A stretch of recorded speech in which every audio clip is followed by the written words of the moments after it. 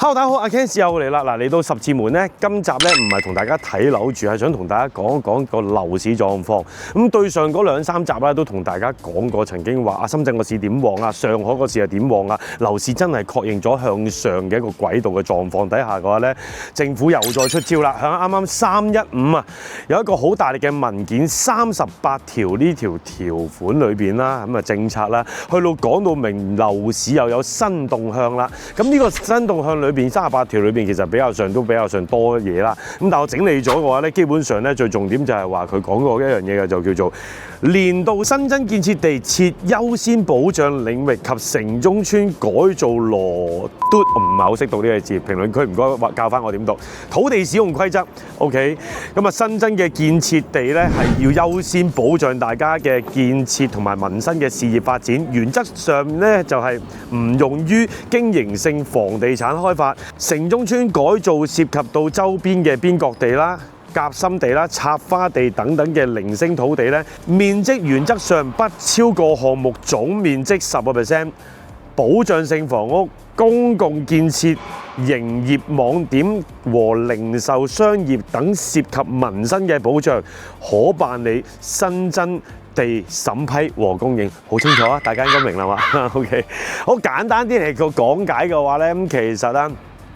就係話，基本上如果你一個城市再要去到新增開發一啲新嘅農地、一啲新嘅土地嘅情況底下嘅話咧，係必須要你到達既定嘅條件。如果唔係嘅話咧 ，sorry， 不能再新開發。OK， 咁而現階段大家睇到好多嘅話啦，包括珠海啦，或者其他有啲唔同嘅城市，以前大灣區裏邊有好多都係唔能夠符合呢一個情況嘅。就算一個城市裏邊可能既定一啲分區都唔能夠配合呢個情況。咁咩嚟嘅咧？其實就係重點就係話，假設你未開發完成 ，OK 嘅呢個城市完全開發完成，好似深圳呢啲話旺到不得了嘅話，你就可以攞新嘅土地去到再開發。但係如果唔能夠嘅話咧，唔好意思啦，你只係能夠咧，首先依家目的性就有一樣嘢啦，呢個政策出到嚟嘅清貨存係啦。跟住之後咧，就去到咧賣晒呢一啲現有嘅新樓先 ，OK。跟住之後咧，咁未來好簡單啦，就出翻一個會情況，就係話新樓嘅供應量會不斷下降。咁下降咗又點嘅話咧？而你去到咧就只能夠當然去買二手啦。咁但係永遠唔可能冇新樓供應嘅話，係咪先？你冇土地咁點算啊？咁你就要去到咧第二 part 就係去到開發一啲現有個區裏邊嘅一啲城市舊嘅建設，即係舊改，即係我哋嘅市區重建。OK， 咁嚟到滿足翻成個城市，即係保障翻個市民嘅呢一個。係啦，即係保障就業啊，各方面嘅一啲。如果唔係嘅話，你不斷開發新嘅土地會點啊？供應量無限。咁呢一個政策嘅話咧，其實以前對上嗰20年咧，的確係不斷開發嘅。過度開發會點啊？大家都知啦，供應量增加，自然樓價咧好難去到控制㗎，係嘛？咁所以變相大家一路以嚟擔心緊嘅一啲事情嘅話咧，就基本上唔會再發生。哇！買完啲樓冇人賣嘅二手。OK， 某啲城市先至得嘅咋，好多城市都唔得㗎。依家好清晰話翻俾你聽，咁你要揀城市啦。如果個城市開發度真係好滿足、好強烈嘅話咧，咁基本上咧你都唔需要點擔心嘅。咁至於嘅話啦，尾段咧再同大家補充少少嗰個樓市嘅一啲狀況啦。咁出咗呢個政策底下嘅話咧，即刻政府就已經做嘢啦，唔係出咗就算數。呢份紅頭文件 OK， 我身後邊呢一度呢一個十字門，我相信大家都好熟悉、好了解個情況。近住呢對上呢1年幾2年，阿 Ken 不斷每個星期都會有十字門一路講解再講解 OK。咁現階段大家之前都知道啦，睇到我哇喺華發商都上蓋上面總共有5棟樓 ，T1 棟、T2 棟、T3 棟、T4 棟、T5 棟啊嘛，係咪？1、2、4就入咗伙啦 OK。咁收樓嘅狀況亦都帶咗大家去到睇咗啦。咁其實咧呢5棟樓嚟講啊，響翻啦上個2個禮拜咧都仲有成300幾件嘅貨尾嘅 OK。咁但係響翻早幾日前啦，政府就斥資啦，大概我自己預估啦，大概應該用咗唔夠5個億到咗緊嘅一個總價，去到將所有呢300幾件嘅單位全部賣晒入嚟。OK， 去到增持翻佢呢一個即係其實每年啦，政府都會買樓嘅。OK， 喺二手裏邊，咁佢買嚟做咩？其實都有好多嘅唔同嘅情況啦。個別城市嘅話，其實點解咁？首先十字門就首當其衝啦，最靚嘅位置，佢揀咗啲最好嘅位置去到購入，再去到呢個增持咗啊，甚至乎洽購咗呢一度嘅話咧，個原因我相信咧都係由於呢個橫琴嘅一個極度要加速嘅發展嘅情況，產業不斷落地嘅時候嘅話咧，高才同埋專才咧係不斷要引進嘅。咁其實呢啲房屋政策去到配合翻呢啲高才專才嚟到引進呢一度嘅話咧，咁啊需要一啲配套啦，係啦。咁啊另外，如果假設政府再收嘅話咧，當然仲有兩個原因啦。再買啲樓嘅話，買啲二手嘅舊樓就希望就做一個叫做舊改啦，係啦，即係激活啊嘛。佢講咗啦，係咪頭先嗰個政策嘅情況底下，咁甚至乎買完一啲樓翻嚟咧，係俾翻一啲啦，叫做低收入人士去到好一個平價嘅情況去到租翻俾佢哋，都會有。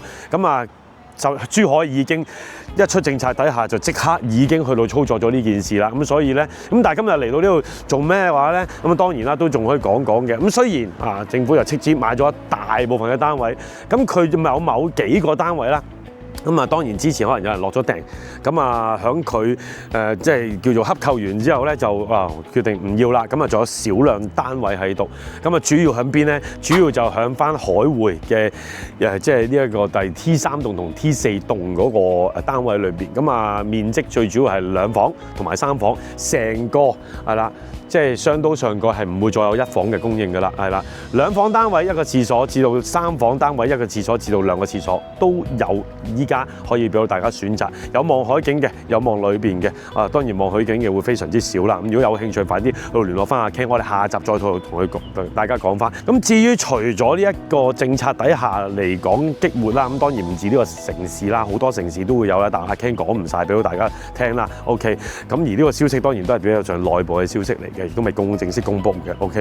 咁而至於如果公佈咗嘅資訊嘅話啦，咁我哋以上海為例嘅話咧，其實對上都同大家分享過啦。喺1月份嘅話，個二手成交咧去到2月、3月都係非常之爆嘅 ，OK。咁啊1月份到底佢嘅二手成交其實去到啦22,800幾宗，加埋一手嘅成交咧去到15,000宗嘅話，其實夾埋有成3萬幾宗成交，裏邊佔咗單二手超過3000萬嘅話咧，係講緊超過2200宗，係啦，佔10% 以上。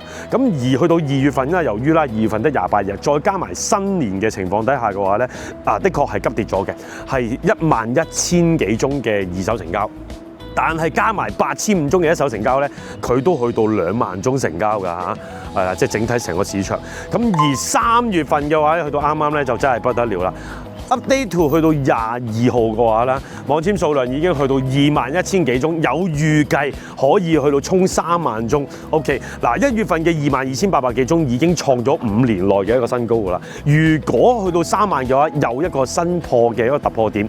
而喺北京又好，上海又好，嗰個二手放盤量係急跌超過60%。所以其實咧，無論成交量啦，當然會去到去咗啲貨啦，再加埋咧，個樓市好咗，好多人就唔賣㗎咯，我唔放盤，係啦，或者去到觀望嘅狀況，等到咁耐啦，個市即係的確轉角啦。咁你至於大家日日可能喺香港嘅朋友仔，係啦，都會相信睇得到每日報紙話好犀利、好旺啊，啲二手成交或者過億元成交，不斷你打開報章、地產版就已經睇得到。我相信大家都唔使點講，知得到香港樓市係旺嘅。咁嚟緊下一步都之前同大家講過啦，珠海未必會有咁快，但係現階段絕對係入市嘅好時機，因為如果佢喐咗嘅話咧，啲價就唔同咗啦，啱唔啱先？就唔會繼續仲有啲咁嘅價錢，發展商又已經會調咗價錢。香港已經有發展商加咗價㗎啦。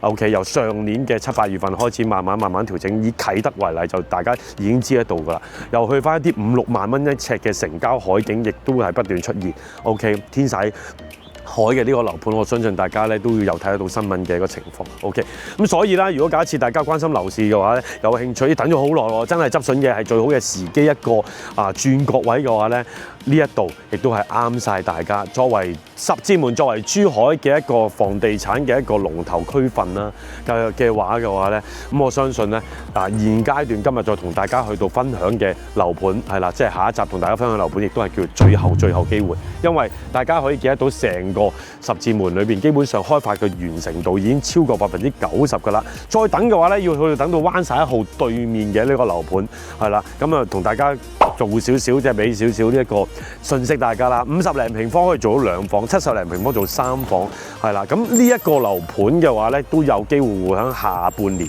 係啦，會去到開賣。OK， 咁因為佢都未到達呢一個預售嘅條件。OK， 咁但係今日我想買啲現樓喎，唔想等咁耐收樓嘅話咧，真係好好睇睇啊！T4 棟有現樓即買即住嘅單位，2房又有，3房都有 ，OK 啊，甚至乎向前排呢一個望住我哋依家呢個噴水池嘅單位都有嘅 ，OK 樓層唔高 ，OK 咁但係如果你話我要即係一啲性價比高嘅話咧，可能就走翻咗2間，咁啊 T3 棟嘅仲有2個單位 ，OK 咁我哋下一集即係同大家上去慢慢睇，下集見，拜拜。